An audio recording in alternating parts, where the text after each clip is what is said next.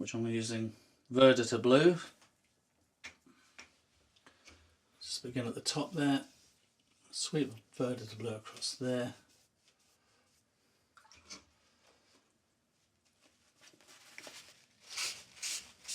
Keep off of that. So I want light. Don't mind going over this area here because it's all going to be in shadow anyway, so. I don't mind there really, so. Okay, now a little bit of just give it a little bit of yellow.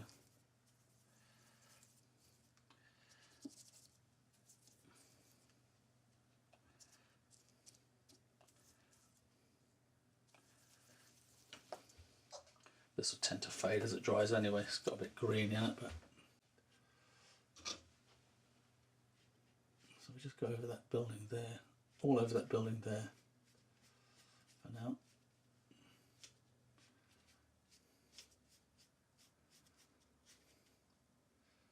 Just to bring up that. Stay off that canopy. We're down a highlight reservation at this point.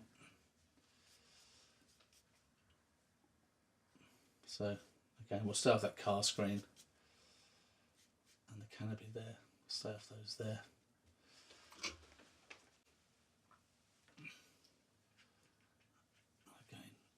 I don't mind if some of that bleeds up into that sky area there at all, really. And now we'll look at the road area. Take a little bit of neutral tint. A little bit of alizarin crimson there, just to warm it. Looks like a nice sunny day there, so we don't want anything. So temperature-wise, we'll try and warm things up a little bit. Let's have a look at this. Just go across this ground area. That's not too bad.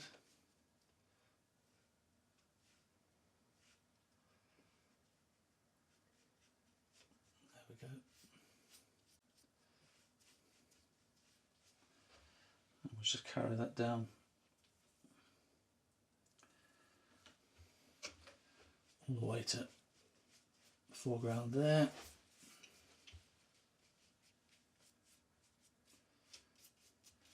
And again, while it's wet, I'll stay away from the camera if I can. I will just pull a couple of lines into that while it's wet.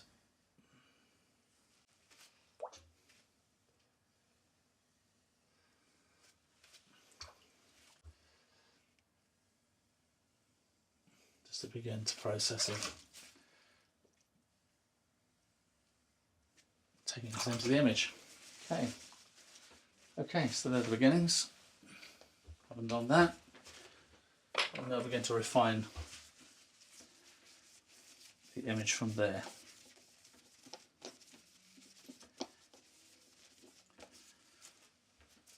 So we go for a slightly smaller brush. Gives us a little bit more control. Okay, don't want too much furring up the top there at this point. So we'll begin with this building on the left hand side here.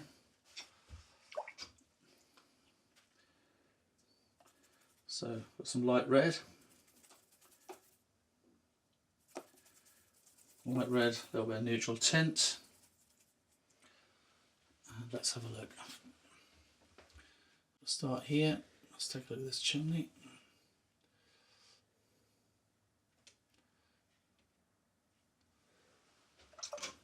Okay, I've done that. Pop a little bit of dark into it.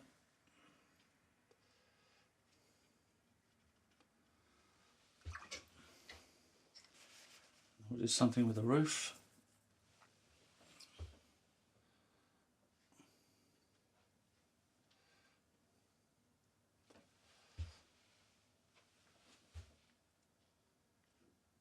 Just there.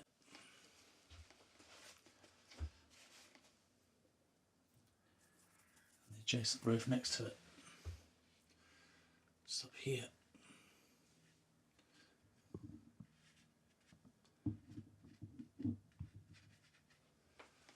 Okay, now,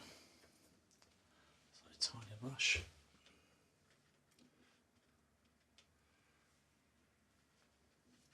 Again, you've got to avoid filling this overly in. There's a little bit of a line comes down there.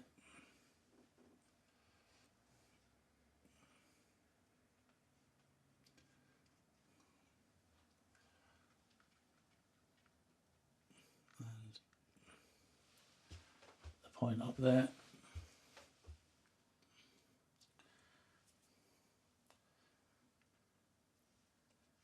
Just indicate that gutter line there. Okay, good. Now, move on. Section of chimney pots here.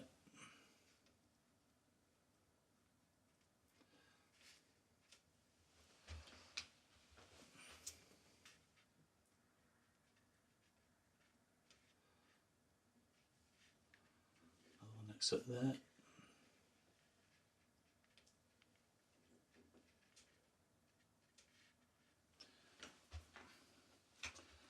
We can melt that little bit darker bit just into there while that's still wet. Again, let's keep it alive.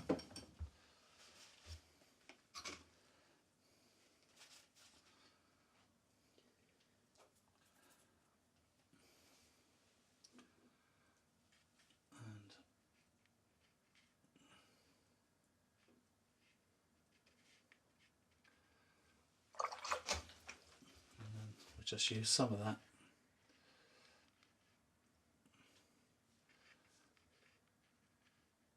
Trying to reserve some light there.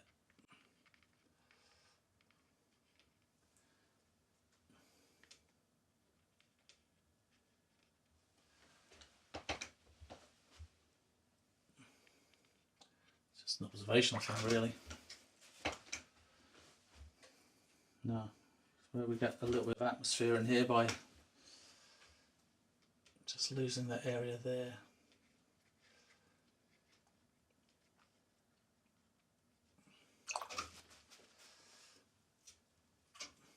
Just carries on down the street.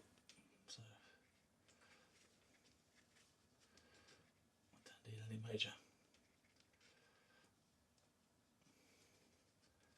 detail there. Should be fine. Pick up that dribble.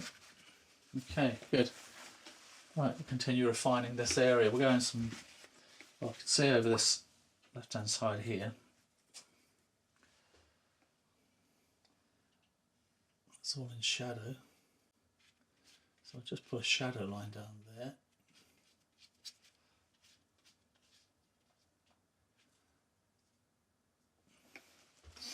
And we'll come in with some darks. So we'll go with some sepia here into that light red. So sepia, light red, just to warm it a little bit. Temperature goes up a little bit. It's a warmish dark, not a coldish dark. Limited amount of pigment. And I'm just going to go in there with that dark gutter line there. Melt a little bit of that into there, just where that gable end comes under there, and then up here, just along this building here, again similar thing.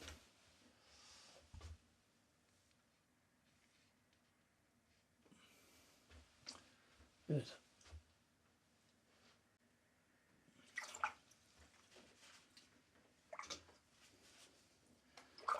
Clean brush.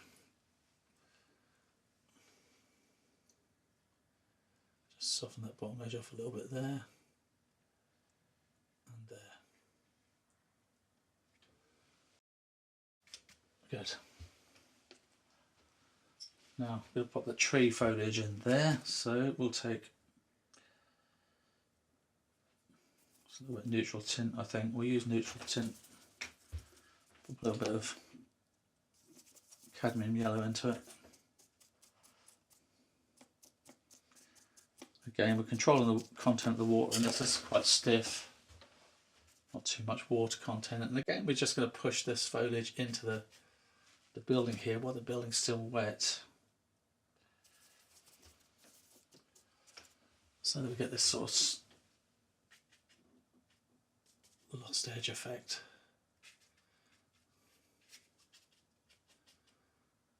Actually comes up quite high there, so that's quite nice.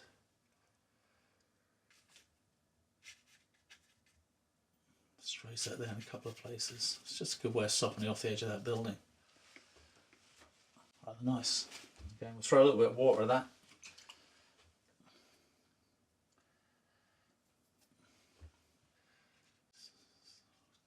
One or two darks into there, just to show there is sunlight into this.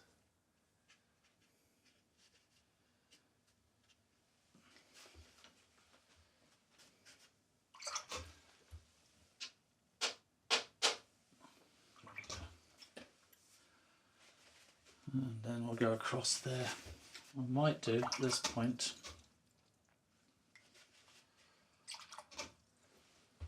indicate that shadow that runs across the front of that building.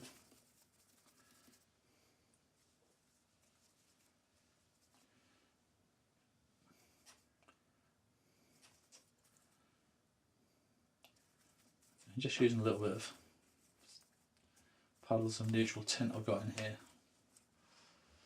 And we'll just indicate that shadow just comes across that building there.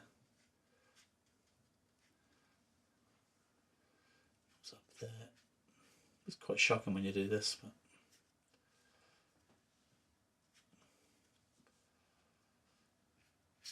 and links up to there.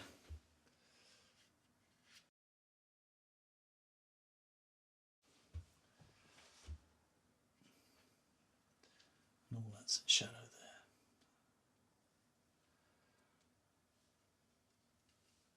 Okay. And what I'll do is put the windows through the shadows as and when we put the windows on there. That should help the shadows look, you know, the whole thing look more transparent. The windows are indicated after the shadows dried. So we'll just let that settle for a moment. Comes in there. Again, I'm using very little pigment here, so I want this sort of dry brush effect. It's just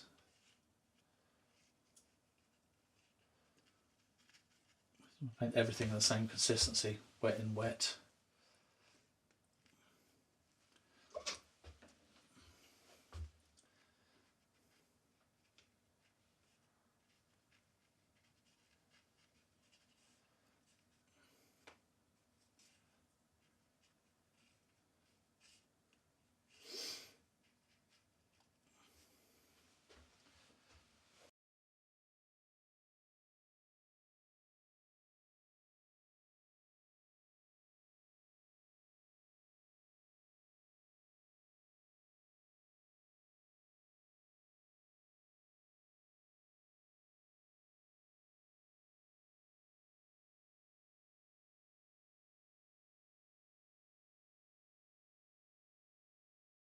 What we'll do now, start to develop the cars and the figures before we do any more calligraphy work in there. So let's have a look at that building on the right. We'll try and catch these things while they're still wet.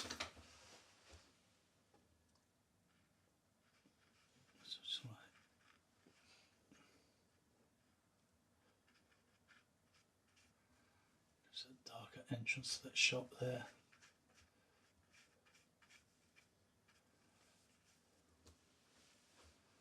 And maybe that, just that darker band under there. It needed that, I think.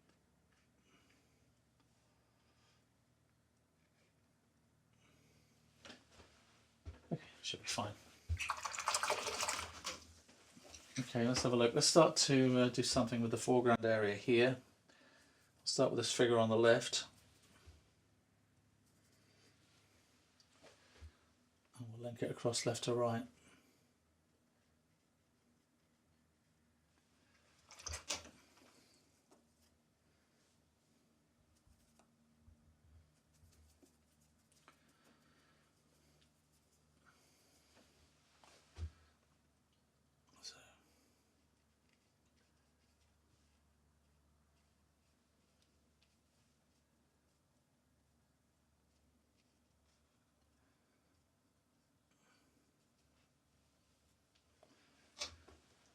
There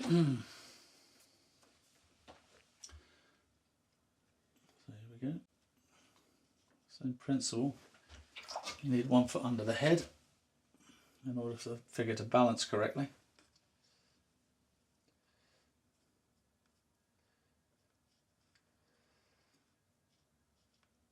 Should work okay.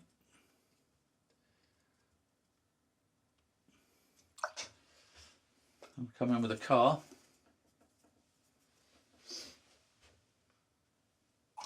So we'll start here.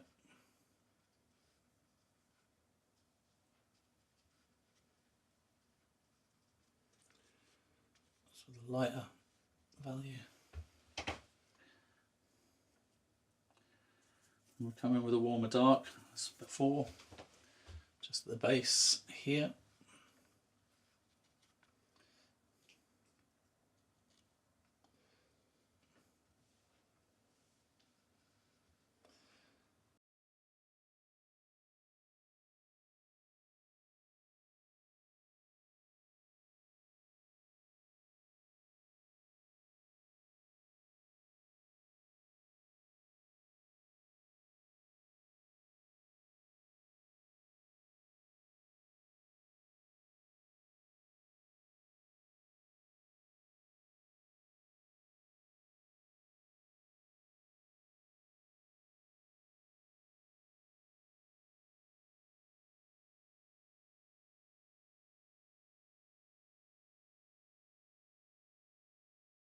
Back to the pointy brush.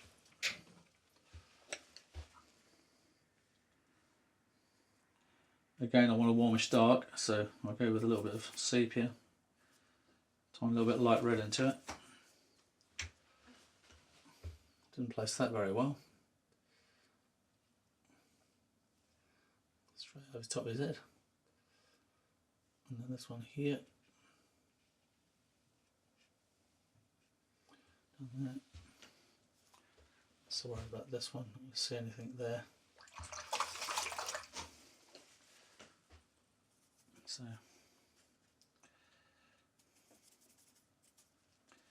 again, utilising a bit of dry brush, I'm going to put a little directional line.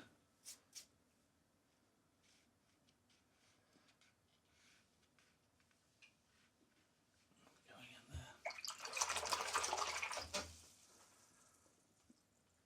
Okay, quick squint at that. I'm going to come in now with a little bit of gouache. I tend to use this, because I paint so quickly, I tend to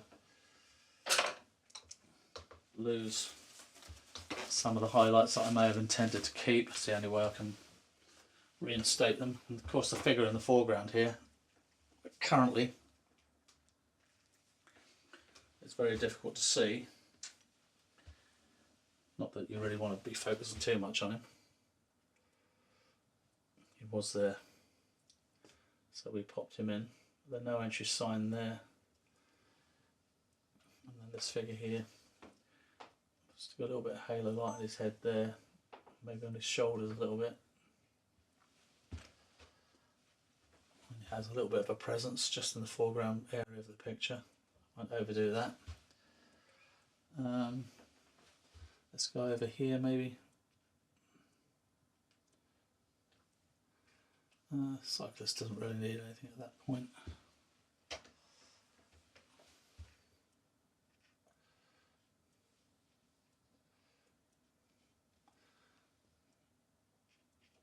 that guy there. Okay, if I stand back from that, let's see what we've got. Take a look. Okay, so yeah, I think we've pretty much achieved what I would set out to do with that one. Just trying to demonstrate really the coolness of this shadow area here, maximised in order to throw the light over onto the far side of that image.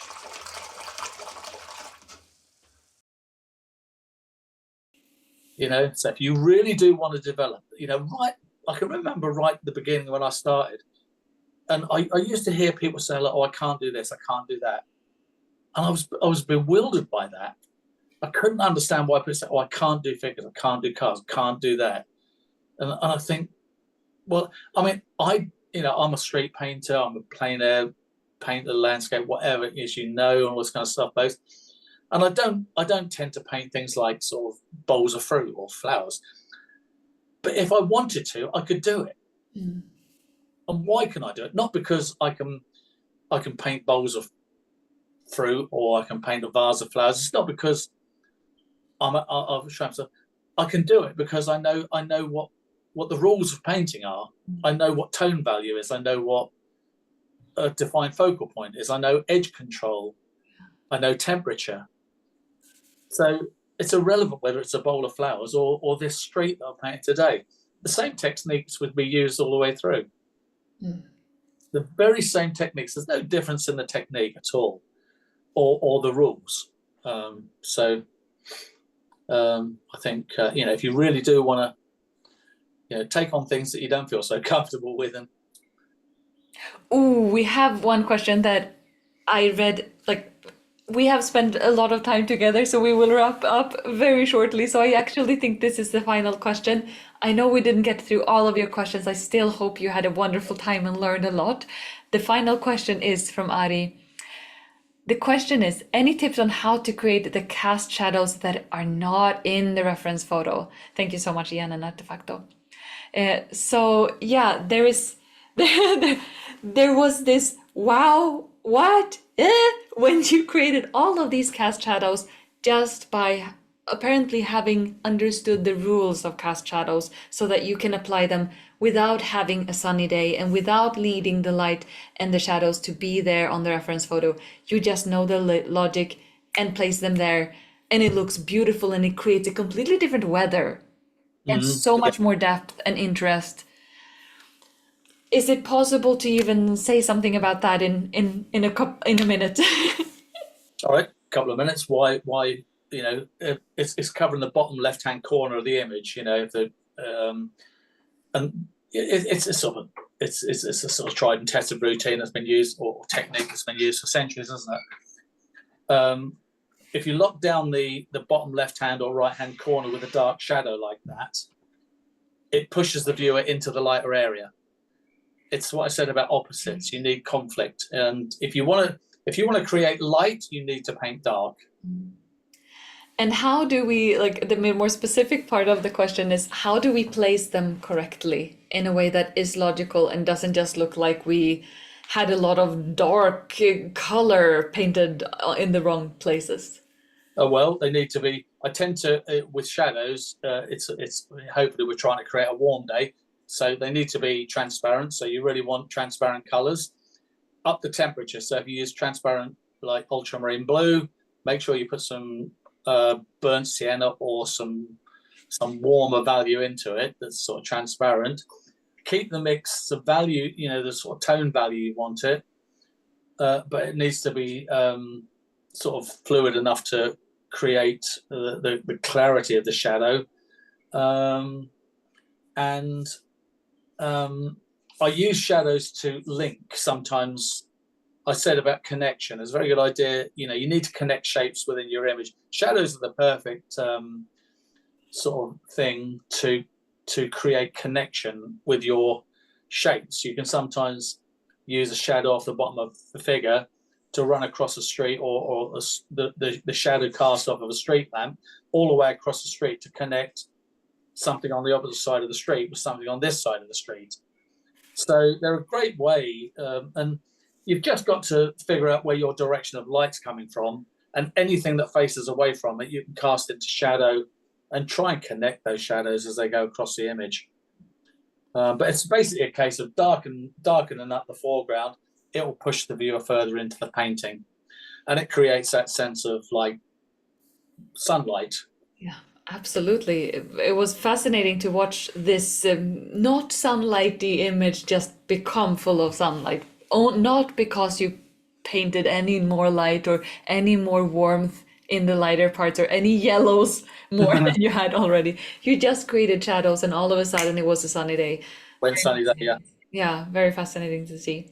Yeah. Thank you so much for sharing this. It's time to wrap up and let people use this inspiration in their lives. And if you have already joined us, welcome. And if you want to join us, welcome to do so. And huge thanks to everyone who was part of this and created a beautiful environment of focus. And just spending this time together has been beautiful. And thank you so much, Ian, for sharing your expertise so generously with us today. Well, thank you for hosting, and thank you very much to everyone who took the time to watch.